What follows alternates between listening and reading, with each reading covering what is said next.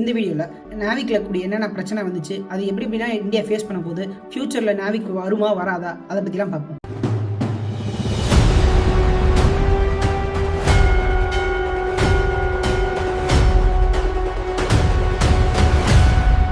முதல்ல நாவிக்னா என்ன? நம்ம லொக்கேஷனை எப்படி ஜிபிஎஸ் நமக்கு அக்யூரேட்டாக சொல்லுமோ அதே ஒர்க்கை பண்ணுறதுக்கு தான் இந்தியா கிரியேட் பண்ண சேட்டலைட் தான் நாவிக் சேட்டலைட்ஸ்னு சொல்லுவாங்க. இப்போ நீங்கள் வீட்டிலேருந்து காலேஜுக்கோ இல்லை எங்கேயாச்சும் போகணுன்னா நீங்கள் முதல் எடுத்த உடனே ஃபோன் எடுத்து எந்த மேப் எதை சர்ச் பண்ணுவீங்க? கூகுள் மேப் தான் யூஸ் பண்ணுறோம். கூகுள் மேப் என்ன யூஸ் பண்ணுறதுனா ஜிபிஎஸ் தான் யூஸ் பண்ணுது. அது வந்து ஒரு அமெரிக்கன் பேஸ்ட் டெக்னாலஜி.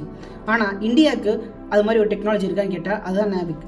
நாவிக் வந்து இப்போ இந்தியாவில் ஒர்க்கிங் கண்டிஷன் இருக்கான்னு கேட்டால் டெக்னிக்கலாக இல்லை, ஃப்யூச்சரில் ஒர்க் பண்ண போகிறாங்க.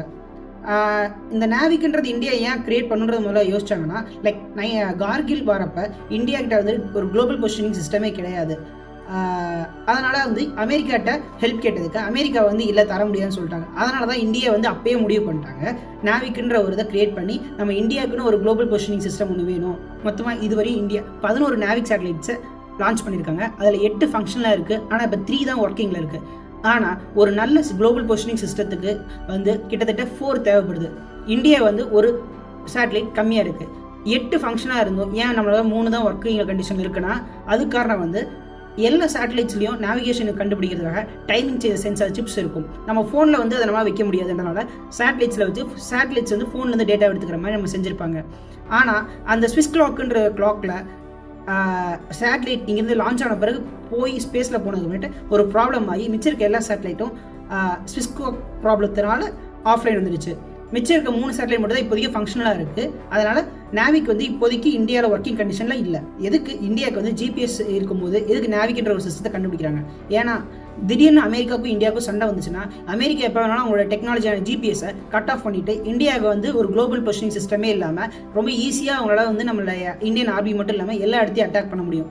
ஏன்னா ஒரு வார்லேயோ இல்லை ஏதோ ஒரு இதுலேயோ ஒர்க்லேயோ நமக்கு லொக்கேஷன்றது ரொம்ப இம்பார்ட்டண்ட்டான தேவையான விஷயமா இருக்குது. இப்போ நம்ம ஃபுட் ஆர்டர் பண்ணுறனாலுமே அந்த இடத்துல இருந்து ப்ரிசைஸான லொக்கேஷன் எதிர்பார்க்குறோம். இதுவே வார்னா அது இன்னும் அதிகம். லைக் ஒரு மிலிட்ரி ட்ரூப் எங்கே இருக்குது இது மாதிரி இன்ஃபர்மேஷன்லாம் இருந்ததுன்னா அவங்களால ஈஸியாக அந்த இடத்த கேப்சர் பண்ண முடியும்.